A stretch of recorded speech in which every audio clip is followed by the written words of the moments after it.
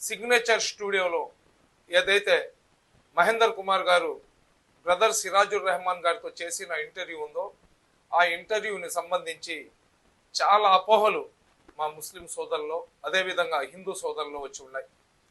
Brother Sirajur Rahman గారు అతను వేరే ధర్మానికి చెందిన వ్యక్తి. ఇస్లాంలో ఉన్న మంచితనం, ఇస్లాంలో ఉన్న తీయదనం, ఇస్లాంలో ఉన్న నిజాయితీ, ఇస్లాంలో ఉన్న వాస్తవికతను చూసి అతను ఇస్లాం ధర్మంలోకి వచ్చినారని చెప్తున్నారు.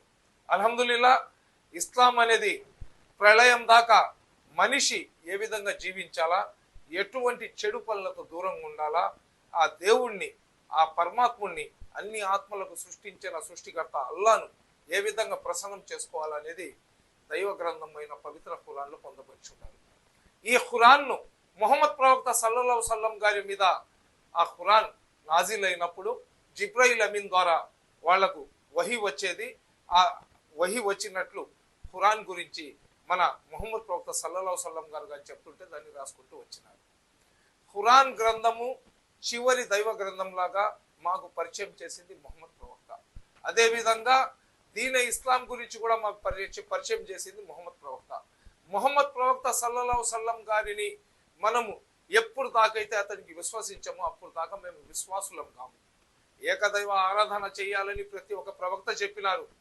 అదేవిధంగా చివరి ప్రవక్తగా ముహమ్మద్ సల్లల్లాహు అలైహి వసల్లం గారు వచ్చిన తర్వాత అల్లా సుబ్హానహు తఆలా మొత్తం ఈ సృష్టికి సృష్టికర్త అల్లా, నేను చివరి ప్రవక్త, దీన్ని కానీ ఎవరైతే విశ్వాసిస్తారో వాళ్ళు విశ్వాసులు అని చెప్పి ముహమ్మద్ ప్రవక్త గారు ప్రకటించడం జరిగింది.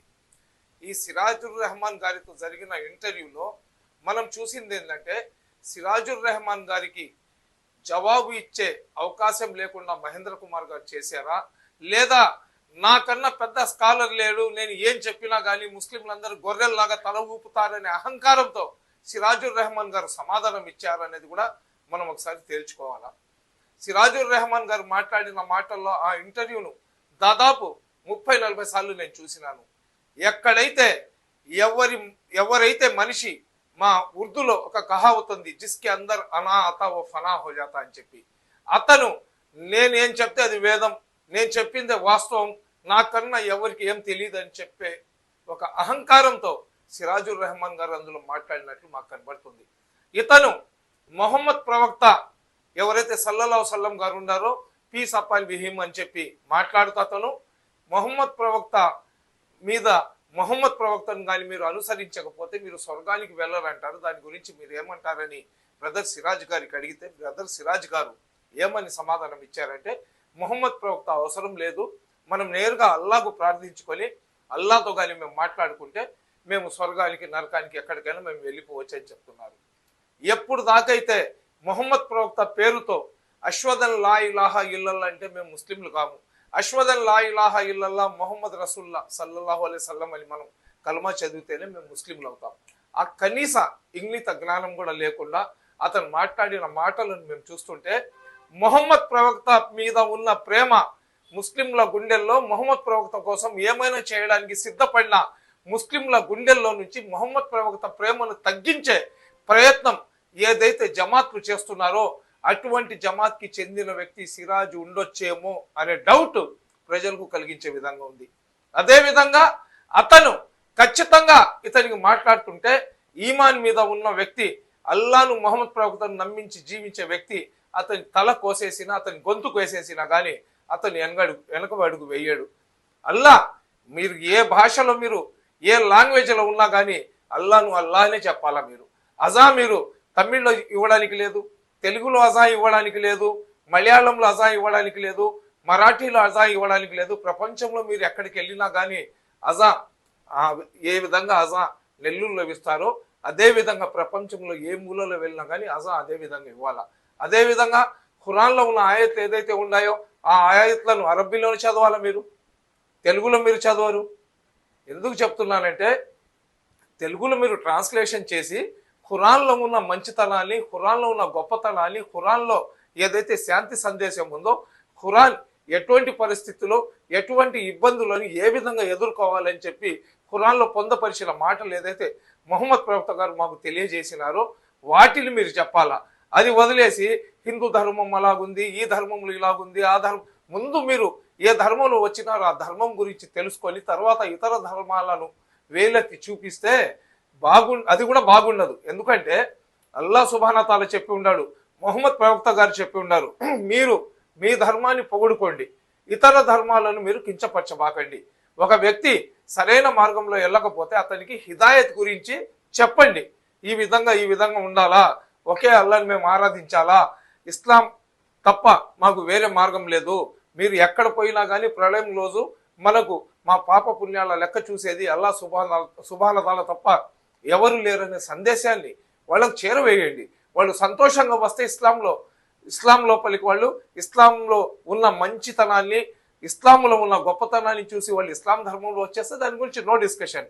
కానీ ఇతర ధర్మాలను మేము వేలెత్తి చూపిస్తూ అవమానపరుస్తూ ఒక్కసారి మేము వాళ్లకు వేలెత్తి చూపి 100 మంది చేత ఇస్లాం ధర్మాన్ని మనం కించపరుచుకోవడం అనేది ఇది సరైన పద్ధతి కాదు. అదేవిధంగా అల్లా గురించి మీరు నోటికి వచ్చినట్లు, మీకు తెలిసి తెలియనట్లు మీరు మాట్లాడారు. మొహమ్మద్ ప్రవక్త గురించి మీరు మాట్లాడినారు, పెళ్లిళ్ళ గురించి మీరు మాట్లాడినారు. అదేవిధంగా ఏదైతే ఆవు మాంసం విషయంలో మీరు ఏం మాట్లాడారు మీకు ఒకసారి గుండెల మీద చేసుకోండి. అదేవిధంగా అతను అడిగిన ప్రతి సబ్జెక్టులో కూడా మీరు ఎందుకు ఈ విధంగా ముస్లింలు ఇబ్బంది పడే విధంగా సమాధానాలు ఇచ్చారో, ఖురాన్లో లేనివి ఉన్నట్లు ఎందుకు మీరు మాట్లాడారో దాని మీద పూర్తి వివరణ ముస్లిం సోదరులకు ఇవ్వాలా. అదేవిధంగా మహేందర్ కుమార్ గారికి కూడా నేను అడుగుతున్నా, మీరేదో నేను పెద్ద నీతిమంతుణ్ణి నిజాయితీ పరుణని చెప్పి మీరు ఏదైతే మాట్లాడినారో అతనికి సమాధానం ఇవ్వకుండా అడిగిన క్వశ్చన్లు అడుగుతూ అతనికి రెచ్చగొట్టి మీరు ఏ విధంగా అతనికి కన్ఫ్యూజ్ చేసినారు కూడా ప్రజలు చూశారు. అయితే సిరాజుర్ రెహమాన్ గారు, ఈ జర్నలిస్టులు అనే వాళ్ళు అదే పని చేస్తారు. మీరు 25 సంవత్సరాల నుంచి నేను ఖురాను, బైబిలు, ఏదైతే రామాయణం, పురాణాలు, భగవద్గీతలు అన్ని నేను వడబోసేశాను, ఇంకా నా అంత స్కాలర్ లేరని మీరు చెప్పారు. మీరు ఖత్నా చేసుకోవడానికి లేదన్నారు, మీరు టోపీ పెట్టుకోవడానికి లేదన్నారు, గడ్డం పెట్టుకోవడానికి లేదన్నారు. ఎందుకు చెప్తున్నానంటే ఏదో ఒక సందర్భంలో ఎవరికో ఒకరికి ఎగ్జంప్షన్ ఉంటుంది.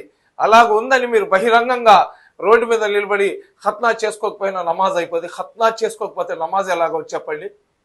ఖత్నా చేసుకోకపోతే ఏదైతే పాకీ అనేది మా ఈమాన్లో సగం. మనిషి పాకీతో లేకపోతే వాడు మసీద్లోనే రావడానికి లేదు. ఖురాన్లో కానీ హదీస్లో కానీ గడ్డంలో టోపీలో ఇస్లాం లేదు, అందరికీ తెలుసు.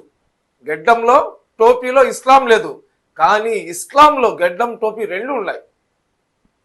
ఎందుకంటే మనం ధార్మికంగా ఒక వ్యక్తిని మన రోల్ మోడల్ లాగా చూసుకున్నప్పుడు అతనిలాగా మేము కనబడడానికి ఇష్టపడతాం. ఒక సినిమా హీరోకి ఎవరైనా ఫ్యాన్స్ ఉంటే ఆ హీరో ఏ విధంగా బట్టలు వేసుకుంటాడు, వీడు కూడా అదే రకంగా బట్టలు వేసుకొని వాడిలాగా కనబడే ప్రయత్నం చేస్తాడు. మా అందరి ప్రపంచంలో ఉన్న ప్రతి ఒక్కడికి రోల్ మోడల్ ఎవరు? మొహమ్మద్ ప్రవక్త సల్లల్లాహు అలైహి వసల్లం. మొహమ్మద్ ప్రవక్త సల్లల్లాహు అలైహి వసల్లం గడ్డం వదిలినారు కాబట్టి సున్నతే రసూల్ అది మేము వదులుతున్నాం.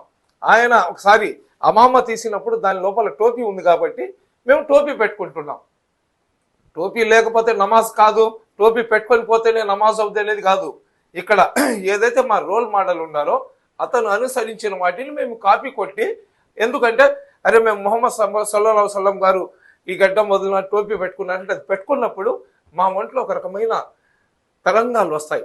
అరే మేము ప్రవక్త వేషధారణలో ఉన్నాము, ప్రవక్తలాగా కనబడే ప్రయత్నం మేము చేస్తున్నాం కాబట్టి మనం ఏదైనా తప్పు చేస్తే అందరూ ముస్లింల మీద, ఇస్లాం మీద వేలెత్తి చూపిస్తారేమనే ఒక భయంతో మేము సరైన మార్గంలో ఉండే ప్రయత్నం చేస్తాము. కాబట్టి మహేంద్ర కుమార్ గారు మీ వీడియోలను మార్ఫింగ్ చేశారని చెప్పి మీరు చెప్తున్నారు.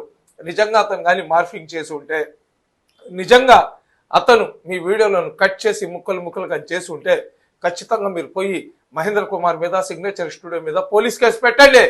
మేమందరం కూడా మీ తోడు ఉంటాము. అలా కాకుండా మీరు మతిమరుపుతోనో అహంకారంతోనో లేదా మీరు ఏదైతే మొహమ్మద్ ప్రవక్తకు వ్యతిరేకంగా ఉన్న జమాత్లతో టైఅప్ అయ్యి మీరు కానీ ఈ మాటలు కానీ చెప్పి ఉంటే ఖచ్చితంగా ముస్లిం సమాజానికి క్షమాపణ చెప్పాలా. అదేవిధంగా మళ్ళీ మీరు ముస్లిం లాగా జీవించాలంటే మీ మంచి కోరి చెప్తున్నాను. మీ అంత జ్ఞానము, మీ అంత నాలెడ్జ్ ఇస్లాం గురించి మీకు తెలిసినంత నాకైతే తెలియదు. అయినా కానీ నాకు తెలిసిన చిన్న నాలెడ్జ్తో నేను తిరిగిన సర్కిల్లో నేను కలిసిన ఆలిం, మౌలానా, మౌలవీలతో, ముఫ్తీలతో ఏదైతే నేను డిస్కస్ చేసినానో అందులో నాకు అర్థమైంది ఏంటంటే మళ్ళీ మీరు ఇస్లాం ధర్మంలో కొనసాగాలంటే మీరు క్షమాపణ కోరుకొని మళ్ళీ ఒకసారి మీరు కల్మా చదువుకోవాలా. ఆ విధంగా కానీ చేయకపోతే మనకు ఖచ్చితంగా మీరు ఏ జిల్లాలో కార్యక్రమం పెట్టినా కానీ అక్కడ వచ్చి మీ కార్యక్రమాలను జరగనీయకుండా చేస్తామని తెలియజేసుకుంటుండే. అస్సలాము అలైకుం. ఇప్పుడు ఒక ముస్లింగా ఖచ్చితంగా ఖత్నా చేసుకోవాలి, చేసుకుంటేనే నమాజ్ స్వీకరించబడుతుంది, చేసుకుంటేనే మ్యారేజ్ చేసుకోవాలి, చేసుకుంటేనే స్వర్గానికి వెళ్తారని ఎక్కడ కూడా లేదండి. లేదు, ఎక్కడ కూడా లేదు. ఖత్నా చేసుకోవచ్చు, చేసుకోకపోవచ్చు, ఇక్కడ మన ఇష్టం. కానీ స్పెసిఫిక్గా ఖురాన్లో లేదు. ఖురాన్లో అసలు ఉండదు. ఖచ్చితంగా ఖురాన్లో ఎక్కడ కూడా ఖత్నా అన్నటువంటి ప్రస్తావన లేదు. ఓకే, అది ప్రవక్త ముహమ్మద్ సల్లం వారు అంతకంటే గత ప్రవక్తల యొక్క సాంప్రదాయం. కాబట్టి ఖచ్చితంగా చేసుకుంటే మెడికల్ బెనిఫిట్స్ ఉన్నాయి. ఓకే, ఆరోగ్యానికి మనకు చాలా మంచిది. తర్వాత మీరు ఇది గూగుల్లో కూడా మీరు సెర్చ్ చేయవచ్చు. తర్వాత ఇతర మతాల్లో ఉన్నటువంటి వారు కూడా ఖత్నా చేయించుకుంటారు. రైట్. సిరాజ్ గారు, నా ప్రశ్న చాలా సూటిగా, టోపీ అనేది ఇస్లాం సోదరుడు ఎందుకు ధరించాలి, మీరెందుకు ధరించారు అసలు? సార్, ఇప్పుడు టోపీ అన్నది ఏంటంటే మన వస్త్రాధారణలోనే ఒక భాగం టోపీ అనేది, వాస్తవంగా చెప్పాలంటే. ఇప్పుడు కొంతమంది పెద్ద పెద్ద స్వామీజీలు, పండితులు ఉన్నారు, వాళ్ళ తలపై ఒక వస్త్రం కప్పబడి ఉంటుంది, చూసారా? అంటే ఇది ఒక ఆరాధనలో ఒక విధానంగా వాళ్ళు భావిస్తారు. కానీ ఇస్లాంలో ఆరాధనలో విధానం అని ఎక్కడ కూడా చెప్పడం జరగలేదన్నమాట. అంటే ఇప్పుడు ఇస్లాం ధర్మం వెలుగులో చెప్పాలంటే టోపీ పెట్టుకుంటేనే ముస్లిం అని ఎక్కడా చెప్పబడలేదు. టోపీ ఉంటేనే నమాజ్ అంగీకరించబడుతుంది, టోపీ ఉంటేనే ఉపవాసాలు ఉండాలి, టోపీ ఉంటేనే అన్న ప్రాధాన్యత ఏదీ లేదనమాట. ఇప్పుడు నేను ఉన్నానండి, నాదొక ఐడెంటిఫికేషన్. అంటే ఇప్పుడు టోపీ గడ్డం ఉన్నటువంటి వ్యక్తి, ఇప్పుడు మనం దైవంతో ఒక ప్రత్యేకమైనటువంటి సంబంధం కలిగి ఉండాలి అన్న ఆలోచనతో ఇప్పుడు నేను టోపీ గడ్డం పెట్టుకున్నాను. ఏదైనా ఒక చిన్న పొరపాటు, చిన్న తప్పు చేసే బదులు ఈ టోపీ దాడి నన్ను ఆపుతూ ఉంటాయన్నమాట. ఓకే, ఖచ్చితంగా ఆపుతుంటాయి. ఎందుకంటే నేను ఈ టోపీ గడ్డం పెట్టుకుని ఏదైనా తప్పు పని చేస్తే ఆ ప్రభావం మొత్తం కూడా ధార్మిక వ్యక్తులపై, ధర్మంపై ఆపాదించడం జరుగుతుందనేటటువంటి ఒక భయం ఇప్పుడు కూడా నాలో ఉంటుంది. టోపీకి ఉన్నటువంటి ఒక ఫార్మాలిటీ ఉంది, టోపీకి కూడా. టోపీకి ఉంది, కానీ నమాజ్ చదవడానికి లేదా స్వర్గానికి వెళ్ళడానికి, ఉపవాసాలు పాటించడానికి టోపీ ఖచ్చితమైనటువంటి విధానం కాదు. ఖచ్చితంగా ధరించాలనేటువంటి నిబంధన ఏది కూడా లేదన్నమాట. బట్ మీరు మసీద్లలోకి వెళ్తే కనుక ప్రతి సోదరు, నేను కూడా మసీద్కి చాలాసార్లు వెళ్ళేస్తున్నాను, ఖచ్చితంగా అక్కడ టోపీలు అవైలబుల్ ఉంటాయి. చెప్పులు బయట వదులుతాము, కాలు చేతులు కడుక్కుంటాం, ఆ తర్వాత టోపీ ధరిస్తాం, ఆ తర్వాత నమాజ్కి వెళ్తూ ఉంటాం.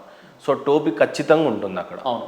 ఏంది మరి అక్కడ అన్ని మసీదుల్లో ఉండవు. అదే అంటే కొన్ని మసీదుల్లో ఉంటాయి, కొన్ని మసీదుల్లో ఉండవు అనమాట. కొంతమంది ఏంటంటే కొంతమంది ఆలోచన ఎలా ఉంటుందంటే, అంటే ఇప్పుడు ప్రతి మతం వారు, ప్రతి ధర్మం వాళ్ళు సంస్కరించబడాలండి. ముస్లింలు కూడా చాలా బలహీనతలు, చాలా అజ్ఞానం అనేది ఉంది. వాళ్ళ అజ్ఞానం ఏంటంటే, కొంతమంది నమాజ్ రారా బాబు, అజాన్ అయిపోయిందంటే జోబులో టోపీ లేదు పోయి అంటాడు. అంటే వాడిని నమాజ్కి ఎలా అయినా మసీదుకు తీసుకురావాలని చెప్పేసి అక్కడ కొన్ని టోపీలు ఉంటాయి, అక్కడ టోపీ ఉంది అని చెప్పేసి వచ్చేసి నమాజ్ చదువుకుంటాడు. కానీ టోపీ ధరిస్తేనే నమాజ్ అవుతుంది అన్న నిబంధన ఎక్కడ కూడా ఇస్లాంలో లేదు. అయితే టోపీకి దేనికి చిహ్నం అని బేసిక్గా అంటారని నాకు తెలిసింది అని అంటే, మొహమ్మద్ ప్రవక్త వారు అప్పట్లో ఎడారిలో ఉండేవాళ్ళు, ఆయన పగిడి కట్టేవారు అనేది ప్రధానంగా చెప్పేవారు.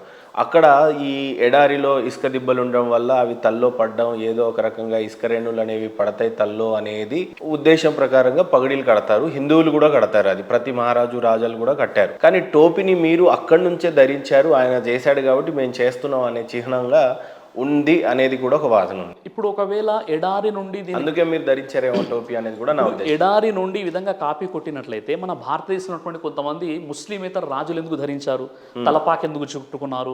ఇక్కడ ఉన్నటువంటి స్వామీజీలు ఎవరైతే తలపై వస్త్రం కప్పుకున్నారో వాళ్ళు కూడా ఆ ఎడారి అక్కడ నుండే కాపీ కొట్టారా? వాళ్ళకు వేద పరిజ్ఞానం లేదంటే లేదు, వేద పరిజ్ఞానంలో వాళ్ళు కట్టాలి అనేది వాళ్ళకు ఉంది కాబట్టి వాళ్ళు ధరించారు.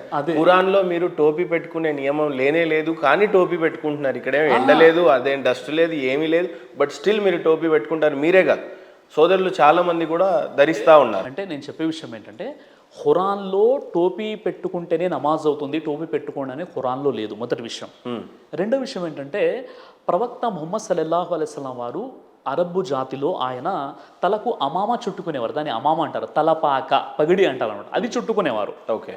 అంటే ఇది కేవలము ఆ అరబు దేశంలో ఎడారికి ఆ ఇసుక మొత్తం చెవుల్లో లేదా తలలో పడకుండా దీన్ని ధరించారు అన్నది సరైనటువంటి విషయం కాదు. అది అది ఏంటంటే ఒక భక్తి భావంతో, ఒక ఆరాధన ఉద్దేశంతో అలాంటి భావాలు మనుషులు వస్తాయి. ప్రవక్త వారు ఇంట్లో ఉండి నమాజ్ చదివించేటప్పుడు కూడా ఆయన తలపాక చుట్టుకున్నారు. కేవలం ఒక 2 సందర్భాలు కనిపిస్తాయి. అప్పుడు ఆయన వెంటనే స్నానం చేసి నిలబడి నమాజ్ చదివించారు. అప్పుడు సరే, ఒక్కొక్కరికి ఒక్కొక్క అపోహ ఉంది. మీరు టోపీ ఎందుకు ధరించారు అని అంటే చెప్పండి. నేను అదే అంటున్నాను. ఇప్పుడు ఇప్పుడు మన సంతోష్ గణపతి గారు ఉన్నారు, ఆయనకు ఒక పిలక ఉంటుంది, ఆయన డ్రెస్ కోడ్ వేరేగా ఉంటుంది. అలా అని అది ఆయన పూర్తి వేదం నేర్పించింది ఆయనకు అలా ఉండమని. అలా అని పూర్తి హిందువులు అలా ఉండాల్సిన అవసరం లేదు. ఆయన మంచి పని చేశారు. లేదు, ఆయన వేదం చదివాడు కాబట్టి వేదంలో వస్త్రధారణ ఎలా ఉండాలో చెప్పింది కాబట్టి పంచ కట్టుకుంటే బ్లడ్ సర్క్యులేషన్ బాగా జరుగుతుంది, పైంట్ వేసుకున్నాం కాబట్టి ఇది దేవుడికి నచ్చదు అని వేదంలో ఉంది అని ఆయన పంచగడ. వేదంలో వస్త్రాధారణ అండ్ డి విటమిన్ లాంటివి పోవడానికి కొంత వస్త్రం ఇసి పక్క వదిలేసి లెఫ్ట్ సైడ్ వేసుకుంటారు అనేది ఆయన వాదన. నేను అడిగాను ఆ ప్రశ్న కూడా అడిగాను. నేను చెప్పడంలో కొద్దిగా ఇక్కడ మిస్కమ్యూనికేషన్ ఏమైపోయిందంటే, ఈరోజు ముస్లిం సమాజం టోపీకి ఎంత అయితే ఇంపార్టెన్స్ ఇస్తుందో అంత ఇంపార్టెన్స్ మాత్రం టోపీకి లేదు. కానీ ధరించడం మంచి విషయమే, ఎందుకంటే ప్రవక్త ముహమ్మద్ సల్లల్లాహు అలైహి వసల్లం సాంప్రదాయము అది. నేను చెప్పాలనుకున్న విషయం ఏంటంటే, ఇది ఉంటేనే నమాజ్ అవుతుంది, ఇది ఉంటేనే ముస్లిం అన్న విషయాలు ఏవైతే సమాజంలో ముస్లిం సమాజంలో కూడా వ్రేళ్ళూనుకొని ఉన్నాయో ఈ అపోహను దూరం చేస్తున్నారు. కానీ నా ఉద్దేశం ఏంటంటే, మీరెందుకు టోపీ ధరించారు అనేది మీకు వ్యక్తిగతం ఉంటుంది కదా. నేను ఎందుకు ధరించాలనుకున్నాను, అందుకే నేను టోపీ ధరించాను. ఇప్పుడు గడ్డం ఉంది, దైవ ప్రవక్త వారి సాంప్రదాయం, ఋషుల సాంప్రదాయం. ఇప్పుడు ఎంతమంది అయితే మన ఋషులు వచ్చారో ఆ ఋషులందరూ కూడా గడ్డం పెట్టేసుకున్నారు, చాలా వరకు ప్రవక్తలు కూడా గడ్డం పెట్టుకున్నారు, మహాప్రవక్తలు గడ్డం పెట్టుకున్నారు. ప్రవక్తలు చెప్పారు మీరు గడ్డం పెట్టుకోండి అని. మా దృష్టిలో ఋషువులే ముందు వచ్చారు, తర్వాతనే ప్రవక్తలు వచ్చారు అనేది మా అంచనా. సార్ ఋషులు అంటే ఏంటి, ప్రవక్తలు అంటే ఓకే, మేము హిందువులో మా దేవుళ్ళలో ఋషులు వాళ్ళని దేవుళ్ళని ఆరాధించారు, మా దేవుళ్ళని ఆరాధించారు. ప్రవక్తలు అనేది ఖురాన్లో అల్లాహ్ని ఆరాధించారు అనేది. దేవుడు నా దేవుడు ఇద్దరు దేవుడు వేరు వేరా? వేరు వేరు అనేదే మీరు ఇన్ని రోజులు ప్రవచిస్తుంది. మరి అల్లా ఇస్లామిక్ వేరు, బైబుల్ జీసస్ వేరు. ఇన్ని రోజులు చెప్పడంలో చెప్పే విధానంలో ఏదైనా పొరపాట్లు జరిగి ఉండవచ్చు. ఇప్పుడు నేను మీకు ఏం చెప్తున్నానంటే, ఏ దేవుడైతే మిమ్మల్ని పుట్టించాడో అదే దేవుడు నన్ను పుట్టించాడు, అదే దేవుడే సమస్త మానవుల్ని పుట్టించాడు. ఆయన అరబీలో అల్లా అంటే, తెలుగులో మనం దేవుడు సర్వేశ్వరుడు అని చెప్తాం. మనల్ని పుట్టించిన దేవుని మనం ఆరాధిద్దాం. డన్, నేను దాన్ని ఖచ్చితంగా ఒప్పుకుంటున్నాను. కానీ మీ టోపీకి మీరు ప్యాషన్ కోసం పెట్టుకున్నారా, ఖురాన్లో ఉండి పెట్టుకున్నారా, మీకు ఇష్టం ఉండి పెట్టుకున్నారా, లేదు మీ టోపీకి ఏమైనా ప్రత్యేకత ఉందా? సూటిగా చెప్పండి. ప్రవక్త ముహమ్మద్ సల్లల్లాహు అలైహి వసల్లం వారు పెట్టుకున్నారు కాబట్టి, అంటే ఆయన ఒక తలపాక చుట్టుకున్నారు కాబట్టి దాని నుండి టోపీ వచ్చింది, ఆ టోపీ నేను ధరిస్తున్నాను. క్లియర్ కట్గా సమాధానం. సో ఆయన ధరించారు కాబట్టి మీరు ధరిస్తున్నారు. ఎడారి ప్రాంతంలో ఆయన తలపాక కట్టుకున్నారు కానీ మీరు ఇక్కడ టోపీ పెట్టుకుంటున్నారు. So nothing. ఇది ఐడియాలజీ కాదా సార్? అంటే ఆయన ఇసుక రేణువులు వచ్చి దూరుతాయని చెప్పేసి ఆ కాన్సెప్ట్ అన్నది కొంతమంది కల్పించారండి. ఆ కాన్సెప్ట్ లేదు, ఆ కాన్సెప్ట్ లేదనమాట. అంటే ఆరాధన చేసేటప్పుడు కొన్ని నియమాలు ఉండడం వల్ల దైవానికి మనం దగ్గర అవుతాం, ఆ ఆలోచన ఉంది తప్ప అదేదో ఇసుక రేణువులు తల మీద పడతాయి అలాంటి ఇప్పుడు మళ్ళీ అక్కడ అరబులు ఇప్పుడు ఎందుకు అది ఫాలో అవుతున్నారు అది కాదనమాట. కొన్ని హదీసులో ఉన్న విషయం అనమాట. అంటే ప్రవక్త వారు తలపాక చుట్టుకునేవారు, ఆ విధంగా వస్త్రాలు ఎలా ఉండేవి, అందులో ఒక భాగం అది. సిరాజ్ గారికి, జాకిర్ నాయక్ గారి సంస్థలకి టైఅప్స్ ఉన్నాయి. మీకు అక్కడి నుంచే అమౌంట్ అందుతుంది, మీకు ఫండింగ్ వస్తుంది జాకిర్ నాయక్ గారి త్రూవే. మీరు కంప్లీట్ జాకిర్ నాయక్ గారి రిప్లికా. జాకిర్ నాయక్ గారిని ఈ దేశం వదిలేసి పొమ్మన్నారా, ఆయనే బహిష్కరించుకున్నారా, బహిష్కరణ చేశారా అనేది నాకైతే పూర్తిగా తెలియదు. మీరే చెప్పాలి. ఆయనకి మీకున్నటువంటి సంస్థ ఒకటేనా, లేదు మీ సంస్థ వేరు, మీరు చేస్తున్నటువంటి పనులు వేరు. జాకిర్ నాయక్ గారు చేసినటువంటి ప్రతి ప్రవర్శనలు ఏదైతే చేశాడో అదే దశలో అదే విధంగా మీరు కూడా చేస్తున్నారు, ఫాలో అవుతున్నారు. అదే కోణంలో మీకు కొంత మొత్తంలో ఫండింగ్ కూడా రేస్ చేస్తున్నారు అనేది ఇంకో ఆరోపణ. సార్ మొదటి విషయం ఏంటంటే, డాక్టర్ జాకిర్ నాయక్ ఎవరైతే ఉన్నారో ఆయన మన భారతదేశంలోని ముంబైకి చెందినటువంటి వ్యక్తి అనమాట. ఓకే, ఆయన 2014 కంటే ముందు ఏదైతే ఆయన ప్రసంగాలు అవన్నీ జరిగాయో మొత్తం భారతదేశ వ్యాప్తంగా విశ్వవ్యాప్తంగా కొన్ని లక్షల మంది ఆయన సభలలో వెళ్తూ ఉంటారు. అదేవిధంగా మీకు ద హిందుస్థాన్ టైమ్స్ పత్రిక ప్రపంచంలోని 500 మంది 500 ఇన్ఫ్లుయెన్షియల్ పర్సన్స్లో ఒక వ్యక్తిగా ఆయన్ని కీర్తించడం జరిగింది. ఆయన డాక్టర్ జాకిర్ నాయక్. డాక్టర్ జాకిర్ నాయక్ గారు ఉన్నప్పుడు కొన్ని లక్షల మంది ఆయన ప్రోగ్రామ్స్కి వెళ్ళారు. కొంత పండితులతో శ్రీ రవిశంకర్ గారితో డిబేట్ జరిగింది, విలియం క్యామిల్స్తో డిబేట్ జరిగింది. ఇలా చాలా పెద్ద పెద్ద డిబేట్స్, చాలా పెద్ద కార్యక్రమాలు చేసినటువంటి వ్యక్తి డాక్టర్ జాకిర్ నాయక్ గారు. అయితే నా గురించి మీరు తెలుసుకోవాల్సిన విషయం ఏంటంటే, జాకిర్ నాయక్ గారు ఎప్పుడైతే హైదరాబాద్ వచ్చారో, అంటే ఒక 18 సంవత్సరాల క్రితమో 20 సంవత్సరాల క్రితమో అనుకుంటాను, ఎప్పుడైతే జాకిర్ నాయక్ గారు వచ్చారో అప్పుడు ఆయన వచ్చారు. నేను కూడా అన్వేషణలో ఉన్నాను, నిజంగా దేవుని తెలుసుకునే ప్రయత్నంలో ఉన్నాను, నా స్టడీ ముందుకు కొనసాగుతుంది. ఆ సందర్భంగా డాక్టర్ జాకిర్ నాయక్ గారి ప్రోగ్రామ్ ఇక్కడ జరుగుతుందంటే నేను వచ్చాను. నేను వచ్చేసి ఆయన ప్రోగ్రాంలో పాల్గొని ఆ తర్వాత ఒక క్వశ్చన్ అడిగాను. దాని తర్వాత ఒక 2 సందర్భాల్లో ప్రోగ్రామ్స్లో ఏదో అక్కడ, ఎందుకంటే ఇప్పుడు జాకిర్ నాయక్ నన్ను గుర్తుపట్టారు, జాకిర్ నాయక్ దగ్గర నేను ట్రైనింగ్ తీసుకోలేదు, జాకిర్ నాయక్తో ఎలాంటి ప్రత్యేకమైన సంబంధాలు లేవు, జాకిర్ నాయక్తో ఫండింగ్ అసలే లేదు. గమ్మత్తైన విషయం ఏంటంటే జాకిర్ నాయక్ నన్ను గుర్తుపట్టారు. అయితే ఇప్పుడు ప్రధానమైనటువంటి ఆరోపణ ఏంటంటే డాక్టర్ జాకిర్ నాయక్ గారికి ఉగ్రవాద సంబంధాలు ఉన్నాయా, లేదా డాక్టర్ జాకిర్ నాయక్ గారిని ఈ దేశం బహిష్కరించిందా, దీనికి సంబంధించినటువంటి అపోహలు ఏంటో మనం తెలుసుకుందాం. మొట్టమొదటిగా మీకు తెలుసుకున్న విషయం ఏంటంటే, ప్రధానంగా జాకిర్ నాయక్ గారు ఇండియాకి రాకపోవడానికి ప్రధాన కారణం ఇండియా జాకిర్ నాయక్ని బహిష్కరించిందా, లేదా ఏ రకమైనటువంటి చెప్తాను మీకు నేను. అయితే డాక్టర్ జాకిర్ నాయక్ గారు మన భారతదేశ వాస్తవ్యులు, చాలా పెద్ద ఇన్ఫ్లుయెన్సర్, చాలా పెద్ద కంపారిటివ్ స్టడీస్ యొక్క ఆయన రీసెర్చర్, మరియు చాలా పెద్ద వక్త, ఆయన స్పీకర్. అయితే ఆయన ఉన్నప్పుడు దాదాపుగా ప్రతి వర్గానికి చెందిన వ్యక్తి కూడా ఆయన్ని కలిశారు, ఆయన ప్రోగ్రామ్స్ విన్నారు. ప్రత్యక్షంగానో పరోక్షంగానో ఆయన వీడియోలు, ఆయన యొక్క బోధనలు విన్నటువంటి వారే ఉన్నారు. అంటే సేమ్ మీరు అదే ఫాలో అవుతున్నారు కదా సార్? నేను అది ఫాలో అవ్వట్లేదు. క్రిస్టియన్ అందరు మీ సభకు వస్తారు, జాకిర్ నాయక్ గారు లాగా మీరు వేదిక మీద ఉంటారు, సేమ్ క్వశ్చన్స్ మిమ్మల్ని అడుగుతారు, సేమ్ మీరు ఆన్సర్ చెప్తారు. అది కాదు, అది కూడా అది రాంగ్ అనమాట. నేను చెప్తాను. జాకిర్ నాయక్ని ఎక్కడైతే నేను గౌరవిస్తానో అక్కడ గౌరవిస్తాను, ఎక్కడైతే విభేదిస్తానో అక్కడ విభేదిస్తాను కూడా. ఈ విషయాన్ని మీరు తెలుసుకోవాలి. జాకిర్ నాయక్ గారిని ఎక్కడైతే గౌరవిస్తానో, ఏ విషయాలైతే కొన్ని విషయాల్లో మేము ఆయన్ని ఆదర్శంగా తీసుకుంటాం, ఆయన్ని గౌరవిస్తాం, కొన్ని విషయాల్లో విభేదిస్తాను కూడా. విభేదిస్తాను నేను చెప్తాను. ముందు మొత్తం వినాలి, మీరు మొత్తం వినాలి. అయితే అసలు జాకిర్ నాయక్ పై ఉన్నటువంటి ప్రధానమైనటువంటి ఆరోపణ ఏంటి అంటే, 2016 సంవత్సరం జూలై 1 రోజున బంగ్లాదేశ్లోని ఢాకాలో బాంబ్ బ్లాస్ట్ జరిగింది. అప్పుడు వెంటనే జూలై 3వ తేదీ ఏం జరిగిందంటే, అక్కడ ఒక ప్రధాన స్రవంతి మీడియా పత్రికలో అక్కడ ఒక న్యూస్ పేపర్లో వచ్చిన విషయం ఏంటంటే, ఆ ఉగ్రవాదంలో పట్టుబడినటువంటి ఒక వ్యక్తి డాక్టర్ జాకిర్ నాయక్ గారి ఫేస్బుక్లో ఫాలోవర్ అని చెప్పేసి ఒక న్యూస్ రావడం జరిగింది. ఎప్పుడు జూలై 1, 2016లో ఇది జరిగితే, జూలై 3, 2016లో ఈ న్యూస్ వచ్చిందనమాట. అక్కడ ఒక న్యూస్ పేపర్లో వచ్చింది. ఆ తర్వాత జూలై 4 మన భారతదేశం మొత్తం కూడా డాక్టర్ జాకిర్ నాయక్ ఉగ్రవాదాన్ని ప్రోత్సహిస్తున్నాడు, ఉగ్రవాద సంస్థలతో సంబంధాలు ఉన్నాయి అన్నట్టుగా కంప్లీట్గా మన భారతదేశంలో మారుమోగిపోయింది ఈ న్యూస్ అనమాట. ఆ తర్వాత జూలై 5న ఏం జరిగిందంటే, అదే న్యూస్ పేపర్, ఏ న్యూస్ పేపర్లో అయితే బంగ్లాదేశ్లో డాక్టర్ నాయక్ గురించి ఇట్లా నెగిటివ్గా రావడం జరిగిందో, వారు ఏం చెప్పారంటే, డాక్టర్ జాకిర్ నాయక్కి ఉగ్రవాదులతో సంబంధాలు ఉన్నాయని మేము ఎక్కడ కూడా చెప్పలేదు, ఆ ఉగ్రవాదుల్లో పట్టుబడినటువంటి ఆ తీవ్రవాదికి జాకిర్ నాయక్ ఫేస్బుక్లో ఆయన ఫాలోవర్ అన్న విషయాన్ని మేము చెప్పాము, కాబట్టి మమ్మల్ని క్షమించండి అని జాకిర్ నాయక్తో క్షమాపణ వేడుకున్నారు. ఇది ఎప్పుడు వచ్చింది న్యూస్? జూలై 5న వచ్చిందనమాట. అయిపోయింది. దాని తర్వాత మన భారతదేశంలో మాత్రం ఆ న్యూస్ అదే విధంగా స్ప్రెడ్ అయిపోయింది.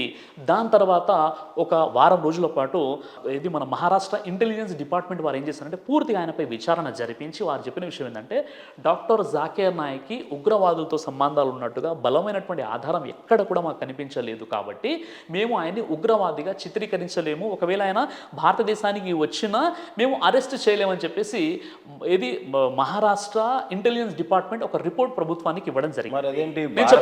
ఇంటెలిజెన్స్ వ్యవస్థ అంతా కూడా జాకిర్ నాయక్ గారిని మాకు అప్పచెప్పాలి, ఆయన పాకిస్తాన్లో ఉన్న, బంగ్లాదేశ్లో ఉన్న అప్పచెప్పాలి, ఇప్పుడు ప్రస్తుతం ఆయన సింగపూర్లో ఉన్నాడు అనేది కూడా నేను మొత్తం నా టాపిక్ మొత్తం ముందు కొనసాగించండి మీరు. ఇంతవరకు జరిగింది. ఆ తర్వాత ఏం జరిగిందంటే, 2017, 2018లో జరిగిన విషయం ఏంటంటే, ఈడీ మరియు NIA, national investigation agency, enforcement directorate ఏదైతే ఉందో, ఎన్ఐఏ మరియు ఈడీ వీరిద్దరు కూడా వీళ్ళు ఏం చేశారంటే, డాక్టర్ జాకిర్ నాయక్ సంబంధించినటువంటి ఆస్తుల్ని జప్తు చేయడం జరిగిందనమాట. అప్పుడు ఎప్పుడైతే జప్తు చేశారో, జాకిర్ నాయక్ గారి తరఫునటువంటి ఒక అడ్వకేట్ ఆయన కోర్టులో పిటిషన్ వేసుకుంటే, కోర్టుకు వెళ్ళినప్పుడు కోర్టులో ట్రిబ్యునల్ ధర్మాసనం ఏదైతే ఉందో, ఆ ధర్మాసనం సంబంధించినటువంటి చీఫ్ జస్టిస్ ఎవరైతే ఉన్నారో ఆయన పేరు మన్మోహన్. ఆ మన్మోహన్ సింగ్ ఏం చేశారంటే, డాక్టర్ జాకిర్ నాయక్ గారి ప్రసంగాలు మొత్తం కూడా నేను విన్నాను, నేను కూడా ఆయన యొక్క ఫాలోవర్నే, ఆయన ఉగ్రవాదాన్ని బోధించేటట్టుగా ఉన్నటువంటి ఏదైనా ఒక వీడియో కనుక మీరు నాకు సబ్మిట్ చేసినట్లయితే నేను ఆయన ఆస్తుల్ని మొత్తం జప్తు చేసుకుంటాను అని చెప్పారు. కానీ వీళ్ళు ఒక్క ఆధారం కూడా ఇవ్వలేకపోయారు. అప్పుడు ఆయన చెప్పారు, ఈ కారణం వల్ల నేను ఆయన ఏ ఆస్తిని కూడా నేను జప్తు చేయడం జరగదని చెప్పడం జరిగింది. ఈ స్టేట్మెంట్ వచ్చేసింది. ఎప్పుడు ఇది 2018లో. ఆ తర్వాత ఏం చేశారంటే వీరు, సరే ఇప్పుడు చెప్పొచ్చు మీరు ఆయన ఆ దేశం ఎలా వెళ్ళిపోయాడంటే, ఎప్పుడైతే బంగ్లాదేశ్ ఢాకాలో ఈ మామ్లా జరిగిందో ఆ తర్వాత జూలై 1కి జరిగింది, జూలై 3లో అక్కడ పబ్లిష్ అయింది, జూలై 4లో మనకి ఇక్కడ ప్రచారం జరిగిపోయింది, జూలై 5లో వాళ్ళు క్షమాపణ కూడా వేడేసుకున్నారు. ఆ తర్వాత 2017-18 నుండి వీళ్ళు ఈడీ తర్వాత మీకు ఎన్ఐఏ ఆ ఆస్తుల్ని వారేంటంటే సీజ్ చేసినప్పుడు ఆ కోర్టు ఆయన పక్షంలో ఒక క్లియర్ చిట్ ఇచ్చేసింది అనమాట. ఇది మొత్తం జరిగిన తర్వాత ఇప్పుడు ఏమన్నారు, జాకిర్ నాయక్ మళ్ళీ ఎలా పారిపోయాడంటే, జాకిర్ నాయక్ పారిపోలేదు. జాకిర్ నాయక్ అప్పుడు వేరే దేశంలో ఉన్నాడు, సౌదీలో ఉన్నాడు ఆయన. ఇప్పుడు ఈ బాంబ్లాస్ జరిగినప్పుడు ఆయన వేరే దేశంలో ఉన్నాడు. ఎప్పుడైతే న్యూస్ ఆయన చూసారో ఇక అక్కడ నుండి ఇక్కడికి రాలేదు, ఇది జరిగింది. కానీ ఇక్కడ నుండి దేశాన్ని పారిపోయి ఆయన వెళ్ళలేదు. ఇది మనం తెలుసుకోవాల్సిన విషయం. తర్వాత ఏం జరిగిందంటే, ఇప్పుడు మన కొన్ని సంస్థలు కొన్ని ఏజెన్సీస్ ఏం చేశాయంటే, ఆయనపై రెడ్ కార్నర్ నోటీస్ని జారీ చేయాలని చెప్పేసి వాళ్ళు ఇంటర్పోల్ సంస్థల్ని వాళ్ళు ఏంటంటే అప్రోచ్ అవ్వడం జరిగిందనమాట. వాళ్ళు చెప్పిన విషయం ఏంటంటే, ఇంటర్పోల్ వాళ్ళు చెప్పిన విషయం ఏంటంటే, జాకిర్ నాయక్కి సంబంధించి ఎక్కడ కూడా ఉగ్రవాదాలతో సంబంధాలు ఉన్నాయి అన్నట్లుగా ఎక్కడ కూడా రుజువు అవ్వలేదని చెప్పారు. తర్వాత వీరు ఏం చేశారంటే, ఆయనకు ఇక రెడ్ నోటీస్ జారీ చేయండి అంటే వీళ్ళు రెడ్ నోటీస్ని జారీ చేయలేదు. రెడ్ నోటీస్ని జారీ చేయలేదు. తర్వాత వీళ్ళు ఏం చేశారంటే, కనీసము మీరు ఆయన హేట్ స్పీచెస్ ఉన్నాయని చెప్పేసి అయినా మీరు ఛార్జ్షీట్ వేయండి అని మళ్ళీ కనీసం 3 సార్లు మన భారత ప్రభుత్వం ఇంటర్పోల్ వాళ్ళతో ఏం చేశారంటే వాళ్ళు రిక్వెస్ట్ చేయడం జరిగింది. 3 సార్లు కూడా రిజెక్ట్ చేయడం జరిగింది. చివరిగా హేట్ స్పీకర్గా కూడా మీరు ఛార్జ్షీట్ వేయండి అంటే, మేము ప్రసంగాలు చూసామండి, ఎక్కడ కూడా అలా జరగలేదని చెప్పారు. ఇప్పుడు ఒకవేళ రెడ్ కార్నర్ నోటీస్ కనుక జారీ చేసినట్లయితే, మొన్న ఆయన పాకిస్తాన్ వెళ్ళాడు, ఏదో దేశాలు మలేషియా, ఖతర్ వెళ్ళాడు, ఆయన ఇన్ని దేశాలు ఎలా తిరగగలుగుతాడు? ఇది విషయం అనమాట. కాబట్టి ఇది పొలిటికల్గా జరిగినటువంటి ఒక కుట్ర అయినప్పటికీ కొన్ని విషయాల్లో జాకిర్ నాయక్ గారు మాట్లాడే విధానమైన ఆ క్వశ్చన్ ఆన్సర్స్లో అంటే కొంతమంది చాలా వాళ్ళ మనసుకు బాధ కలిగేలా కూడా కొన్ని సమాధానాలు ఇస్తుంటారు. ఆ విధానాన్ని నేను ఇష్టపడను. ఇలా చేస్తేనే ఖచ్చితంగా ఇలా ఉంటుందని కొన్ని విషయాలు చెప్తూ ఉంటారు. ఆ విషయాన్ని ఆ వే ఆఫ్ అప్రోచ్ ఏదైతే ఉందో దానికి నేను ఒక్క ఉదాహరణ చెప్పండి. మీరు విభేదించే ఉదాహరణ ఏదన్నా ఒకటి చెప్పండి. ఉదాహరణకి డాక్టర్ జాకిర్ నాయక్ గారు శ్రీ రవిశంకర్ గారితో డిబేట్ చేశారు. The concept of God in Hinduism and Islam అనేటటువంటి అంశంపై బెంగళూరులో చాలా పెద్ద డిబేట్ జరిగింది. 5 లక్షల మంది వెళ్ళారనమాట. అందులో శ్రీ రవిశంకర్ గారు రాసినటువంటి ఏదైతే పుస్తకం ఉందో ఆ పుస్తకంలో ఫలానా తప్పులు ఉన్నాయి అని జాకిర్ నాయక్ గారు చెప్తుంటే ఆయన ఏం చెప్తున్నారంటే, సార్ నేను ఆనాడు హిందూ ముస్లింల మధ్య ఏదో కొన్ని గొడవలు జరుగుతున్నాయి, వాళ్ళను దృష్టిలో పెట్టుకొని ఆ బుక్ రాశాను, అందులో తప్పులు ఉన్నటువంటి విషయాలు కరెక్టే అని ఆయన ఒప్పుకున్నప్పుడు కూడా ఆ చాప్టర్ నెంబర్ వర్స్ నెంబర్ ఇలా చేశారని ఆయన మనసుకు బాధ కలిగించే విధంగా డిబేట్ జరిగింది. అంటే చూస్తుంటే నాకు అనిపించింది, ఒక వ్యక్తి రియలైజ్ అవుతున్నాడు, అయినప్పటికీ కూడా నువ్వు చేసిన తప్పు ఇదని ఈ విధంగా అన్నారు. మరో విషయం ఏంటంటే, ఇప్పుడు నేను ముఖ్యంగా ఏ విషయంలో విభేదిస్తున్నానంటే, మొన్న జాకిర్ నాయక్ గారు అంటే ఒక 1 మంత్ క్రితం పాకిస్తాన్ వెళ్ళారు. జాకిర్ నాయక్ గారు పాకిస్తాన్ వెళ్ళడం నాకు అస్సలు నచ్చలేదనమాట. ఆ తర్వాత ఉండి ఇంకా నేను చాలా ఫీల్ అయిపోయాను. ఎందుకంటే పాకిస్తాను ఆయన వెళ్ళడం, అక్కడ ప్రసంగాలు చేయడము, ఆ తర్వాత అక్కడ ఉన్నటువంటి క్రైస్తవులు అడిగినటువంటి ప్రశ్నలు కూడా చాలా ఆయన సమాధానం చెప్పడంలో ఏంటంటే నాకు అంతగా నచ్చలేదనమాట. కాబట్టి ఇలాంటి కొన్ని విషయాలు జాకిర్ నాయక్ గారు పాకిస్తాన్కి వెళ్తే మీకెందుకు నచ్చలేదు? అంటే నా వ్యక్తిగతంగా కారణం మీ శత్రు దేశం అని భావిస్తున్నారా? ఖచ్చితంగా శత్రు దేశమే. పాకిస్తాను అనేది భారతదేశానికి ఖచ్చితంగా శత్రు దేశమే, అందులో ఎలాంటి సందేహం లేదు. రెండో విషయం ఏంటంటే, జాకిర్ నాయక్ గారికి కొన్ని కోట్ల మంది ఫాలోవర్స్ ఇండియాలో ఉన్నారు. అలాంటప్పుడు ఆయన పాకిస్తాన్కి వెళ్ళిపోవడం అన్నది అది ఎందుకో నచ్చలేదన్నమాట. నచ్చలేదు. ఇంకో విషయం ఏంటంటే, అక్కడ ప్రసంగాలు చేసేటటువంటి విధానంలో కూడా ఆయన చాలా కరుకుగా సమాధానం ఇచ్చారు. కొంతమంది క్రైస్తవులు వరుసలో నిలబడి కొన్ని క్వశ్చన్స్ అడిగినప్పుడు ఆయన చెప్పే విధానంలో ఎందుకో నాకు నచ్చలేదన్నమాట. ఇలా కొన్ని విషయాలు ఉన్నాయి. ఆయన క్వశ్చన్ ఆన్సర్స్లో జవాబు చెప్పే విధానమైనా లేదా ఇప్పుడు పాకిస్తాన్కి వెళ్ళినటువంటి విషయమైనా ఇంకా కొన్ని విషయాలు ఉండవచ్చు. అలా కొన్ని విషయాలు ఉన్నాయన్నమాట. ప్రపంచం అంతా శాంతి చేకూర్చాలి అని మీరు పాకిస్తాన్ని శత్రు దేశంగా భావించడానికి గల కారణాలు ఏంటి సార్? పాకిస్తాన్ని శత్రు దేశంగా అన్న విషయం ఏదైతే ఉందో, ఇప్పుడు మన భారతదేశానికి పాకిస్తాన్ శత్రు దేశం అవునా కాదా అంటే ఖచ్చితంగా శత్రు దేశమే. ఎందుకంటే ఇప్పుడు మనం ఏదైనా ఉగ్రవాదులకు సంబంధించి ఐసిస్ అయినప్పుడు కూడా ఎంతమంది అయితే ఉగ్రవాదులు ఉన్నారో నిజంగా చెప్పాలంటే పాకిస్తాన్కు సంబంధించినటువంటి వాళ్ళ ద్వారా మన భారతదేశంలో ఉంటున్నటువంటి ముస్లింలపై నిందలు మోపడం జరుగుతుంది. కాబట్టి ఏదైనప్పుడు కూడా ఇది మన భారతదేశం అండి. మన భారతదేశం కోసం నన్ను అడిగితే ఒక బ్రదర్ సిరాజ్గా, ఒక శ్రీరామరాజుగా నా ప్రాణాలను కూడా నా దేశం కోసం అంకితం చేయడానికి, ధారపోయడానికి నేను సిద్ధంగా ఉన్నాను.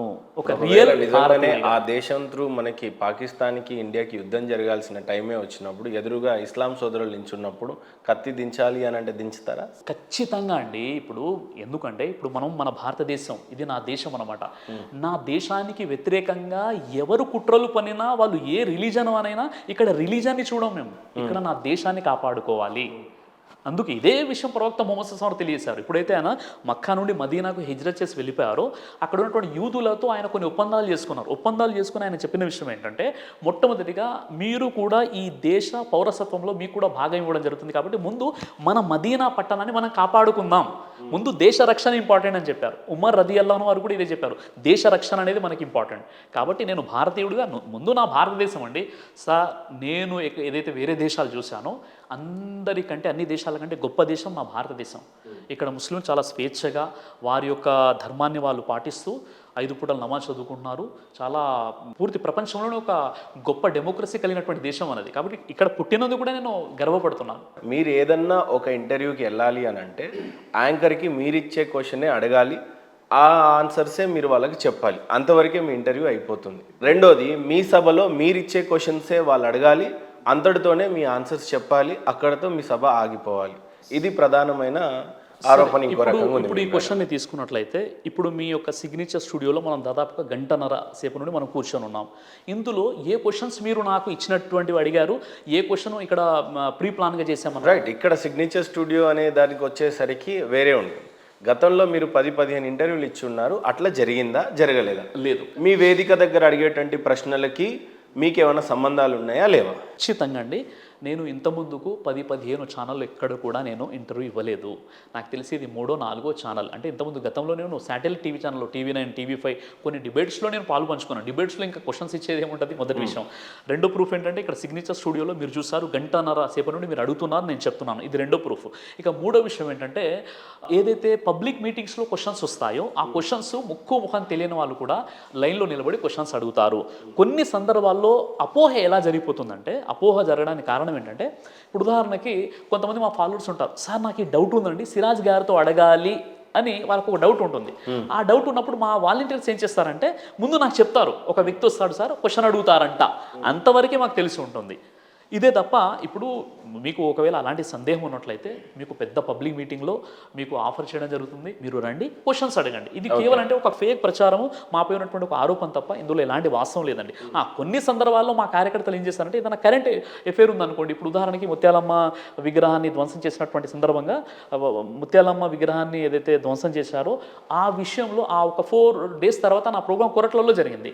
అప్పుడు ఒక మిత్రుడు ఏం చెప్పాడంటే, సార్ నేను ఒక క్వశ్చన్ అడుగుతానంటే ఏ క్వశ్చన్ అని అడిగాను. ఈ విషయం సరే మీరు ఇలా క్వశ్చన్ అడిగింది ఉంటే ఇప్పుడు అందరికీ ఉపయోగపడితే అక్కడ అడగండి అని చెప్పాను.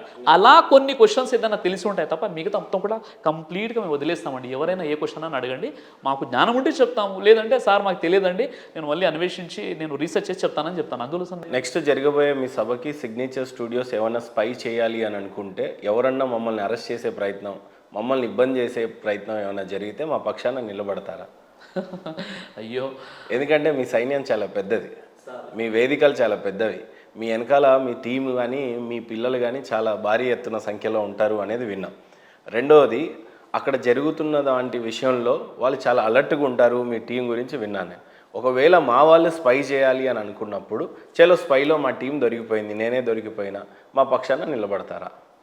నెక్స్ట్, మీ సభకి మా సిగ్నేచర్ స్టూడియోకి ఏమన్నా ఆహ్వానం పలుకుతారా? మేము చూడొచ్చా ఆ సభని, నిజంగా పరిశీలించవచ్చా, ఎంత జెన్యున్గా మీ సభని మీరు కండక్ట్ చేస్తారు అనేది, ఎంత ధైర్యంగా ఒప్పుకుంటారు సిరాజ్ గారు? ఖచ్చితంగా నెక్స్ట్ ఏదైతే మేజర్ ఈవెంట్ ఉంటుందో నేను అఫీషియల్గా మీకు ఇన్విటేషన్ ఇస్తాను. మీరు ఖచ్చితంగా రండి, ప్రోగ్రామ్ మొత్తం మీరు వినండి. ఏదైనా ఆ ప్రోగ్రామ్ సంబంధించినటువంటి క్వశ్చన్ అడగాలన్నా ధైర్యంగా మీరు అక్కడ క్వశ్చన్ అడగండి. మీ పూర్తిగా మీ బాధ్యత మాపై ఆధారపడి ఉంటుంది. ఖచ్చితంగా ఇది కేవలం అపోహ మాత్రమే. మేము ఓపెన్గా మిమ్మల్ని ఏంటంటే నేను ఇన్వైట్ చేస్తున్నానండి. మీకు నెక్స్ట్ ప్రోగ్రామ్ ఎప్పుడైతే ఉంటుందో ఆ అంతేనా, ఏమైనా అల్లర్లు జరిగే ప్రయత్నాలు లాంటివి ఏమైనా ఒక జరుగుతాయి? విషయం ఏంటంటే దాదాపుగా 18 సంవత్సరాలు నేను ఈ ఫీల్డ్లో ఉన్నాను. ఈ రోజు వరకు కూడా ఒక చిన్న కమ్యూనల్ వైలెన్స్ కానీ ఒక చిన్న గొడవ కానీ జరగలేదు.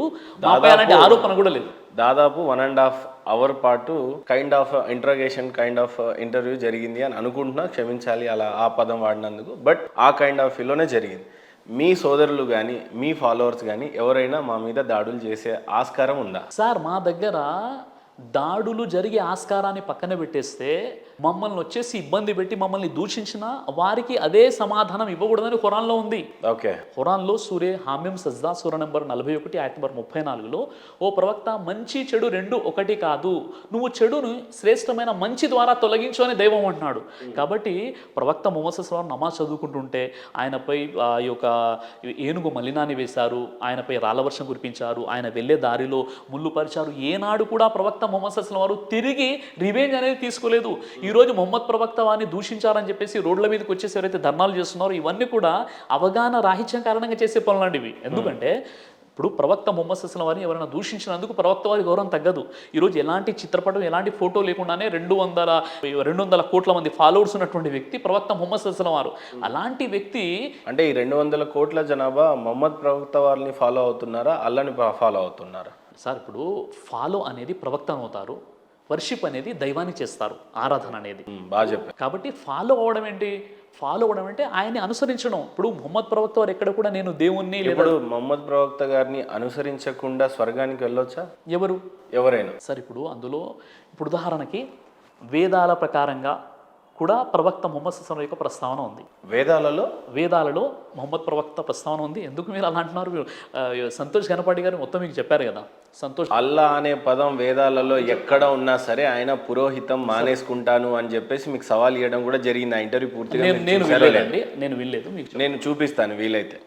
అయితే విషయం ఏంటంటే ఒక విషయం, ఇప్పుడు ముందుగా హిందూ మత గ్రంథాలలో రైట్, ఫస్ట్ ఇది అయిపోని మేము సిగ్నేచర్ స్టూడియోస్ వారు వచ్చి సిరాజ్ మహమ్మద్ గారి యొక్క సభని ఖచ్చితంగా చూడాలనుకుంటున్నాం. చూసి అక్కడి నుంచి కంక్లూజన్ ఇవ్వాలనుకుంటున్నాం. ఖచ్చితంగా అనేక రకాల అపోహలు ఏవైతే నెలకొనుకున్నాయో ఈ సందర్భంలో ఖచ్చితంగా మేము ఒక అథెంటిక్గా మొహమ్మద్ సిరాజ్ గారు చెప్పేటువంటి ధర్మం కరెక్ట్గా ఉంది, చాలామందికి ఖచ్చితమైన బోధనలు బోధిస్తున్నాడు, ఇక్కడ మత మార్పిడి జరగట్లేదు, ఖచ్చితంగా ఒక ధర్మాన్ని పాటించండి, అది అల్లా కాదు అని అన్నారు మీరు ఇందాక. అల్లాని ఫాలో అవ్వమనట్లేదు, స్వచ్ఛమైన ఒక దేవుడిని ఫాలో అవ్వమంటున్నారు. ఆ దేవుడు ఎవరో ఇంతవరకు మీరు చెప్పలేదు. అయితే ఫస్ట్ మమ్మల్ని రాణిస్తారా, అక్కడిది ఉంది చూడనిస్తారా, ప్రజలకు తెలియజేయమనే విధంగా మాకు అవమానం ఉంటుంది. నెక్స్ట్ సభ కూడా ఎప్పుడు ఉంటుందో ఇప్పుడే చెప్పండి. 15th డిసెంబర్ మెదక్ డిస్టిక్లో ప్రోగ్రామ్ ఉంది. 15th డిసెంబర్ రోజు ఈ ఇంతమంది వ్యూవర్స్ చూస్తున్నారు కాబట్టి వీళ్ళందరి సమక్షంలో నేను మీకు ఆహ్వానం పలుకుతున్నాను. 15th డిసెంబర్ రోజు నా ప్రోగ్రాం ఉంది, మీకు నేను ఇన్విటేషన్ ఇస్తున్నాను, మీరు రండి. అందులో హిందూ ముస్లిం క్రైస్తవులు కూడా ఉంటారు, పెద్ద ప్రోగ్రాం అది. ఆ ప్రోగ్రాంలో మీరు కంప్లీట్గా మీరు ఆ ప్రోగ్రాం వినండి. ఆ తర్వాత ఏదైనా సందేహం ఉంటే అడగండి. అక్కడ ఏం జరుగుతుందో మీరు తెలుసుకొని మీరు మీ యొక్క సిగ్నేచర్ స్టూడియోలో కూడా మీరు టెలికాస్ట్ చేయండి. చలో రైట్, ఇది క్లియర్గా పిలిచారు. రెండో విషయం, ఇప్పుడు మన సంతోష్ ఘనపాటి గారు ఏదైతే విషయం చెప్పారో అది ఏంటంటే వేదాలలో ముహమ్మద్ ప్రవక్త ప్రస్తావన లేదు, పురాణాలలో లేదు, ఇతిహాసాలలో లేదు. కల్కి అవతారు అంటే ఆయన ముహమ్మద్ ప్రవక్త కాదు, లేదా నరాశంస అంటే అది అగ్నిని స్తుతించినటువంటి మంత్రాలు, ఈయన పెడార్థాలు తీసి ఆయనకు అనుకూలంగా ఆయన మతాన్ని ప్రచారం చేస్తున్నాడు అన్న కోణంలో ఎవరు చెప్తున్నారు? సంతోష్ ఘనపాటి గారు చెప్తున్నారు. ఒక చిన్న విషయం ఏంటంటే వేదాలు అనేవి చాలా గొప్ప గ్రంథాలు కదండి. వేదాలు అంటే విద్ అనే ధాతువు నుండి వేదం అనే పదం ఏర్పడింది. దీని అర్థం ఏంటి? జ్ఞానము మరియు తెలుసుకోవడం అనమాట. అంటే వేదాలలో ప్రవక్త ముహమ్మద్ సల్లల్లాహు అలైహి వసల్లం వారి గురించి ఉంటే అంతకంటే అదృష్టమైనటువంటి విషయం, గొప్ప విషయం మరొకటి ఏది ఉంటుంది? నిజంగా చెప్పాలంటే ఈ ప్రపంచంలో సెకండ్ లార్జెస్ట్ రిలీజన్ అనమాట. ఏంటి? ఇస్లాం. నేను చెప్తున్నాను అదే హిందూ ధర్మం ప్రకారంగా వేదాలు అనేటివి అతి పురాతనమైనవి. అల్లా గురించి ప్రస్తావించటం కానీ ఎక్కడ వేదంలో చేయలేదు అనేది ముందు ప్రధానమైన. మొహమ్మద్ ప్రవక్త, దాని తర్వాత అల్లాహ్ గురించి చెప్తాను. రెండోది ఖురాన్ అనేది దివ్య గ్రంథం మొన్న పుట్టింది, వేదాలు ముందు పుట్టినాయి అనేది మా వాదన. వేదాలు అనేవి ఎప్పుడో పుడితే ఇప్పుడు ఇక్కడ అల్లా గురించి ఎందుకు ఉంటుంది, మొహమ్మద్ ప్రవక్త వారి గురించి ఎందుకు ఉంటుంది అందులో? సరే నేను చెప్తాను. ఏదైతే సంతోష్ ఘనపాటి గారు చెప్పారో మొహమ్మద్ ప్రవక్త వారి ప్రస్తావన హిందూ మత గ్రంథాల్లో ఎక్కడ కూడా లేదు, ఈయన కేవలం అబద్ధాలు పలుకుతున్నాడు అని సంతోష్ ఘనపాటి గారు చెప్పారు కదా. ఇప్పుడు మీరు గుర్తుపెట్టుకోండి, మహాభవిష్య పురాణం ప్రతిసరపరం 3 కాండం 3 అధ్యాయం 3 శ్లోకము 7 మరియు 8.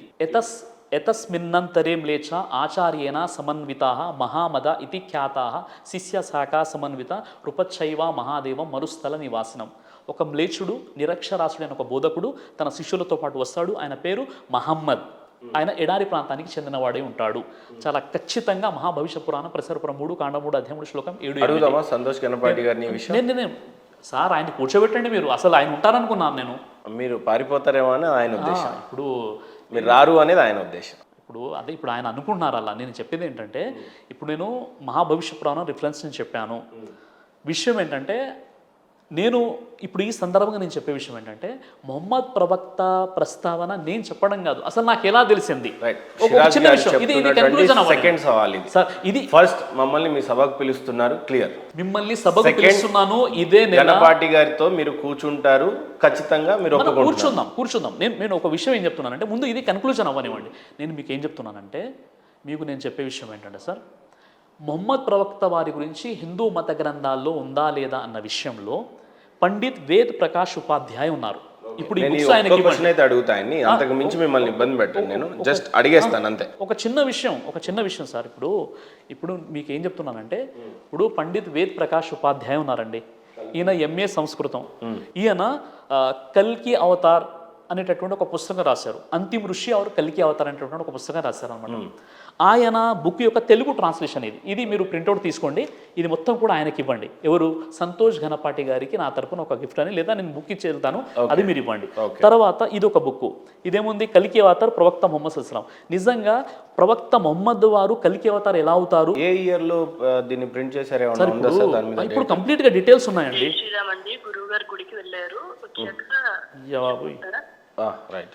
ఇప్పుడు ఒక విషయం ఏంటంటే, మొహమ్మద్ ప్రవక్త ప్రస్తావన హిందూ మత గ్రంథాల్లో ఉందా లేదా? ఆయన లేదంటున్నారు, నేను ఉందంటున్నాను.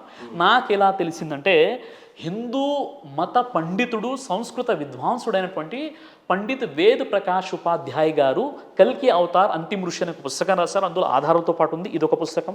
రెండో పుస్తకం పురాణాల్లో ముహమ్మద్ సల్లల్లాహు అలైహి వసల్లం, ఇవి వేరే పబ్లికేషన్ వాళ్ళు చేశారు. ఆ తర్వాత హిందూ ధర్మ గ్రంథాల్లో ముహమ్మద్ సల్లల్లాహు అలైహి వసల్లం, ఇది ఇప్పుడు 3వ పుస్తకం.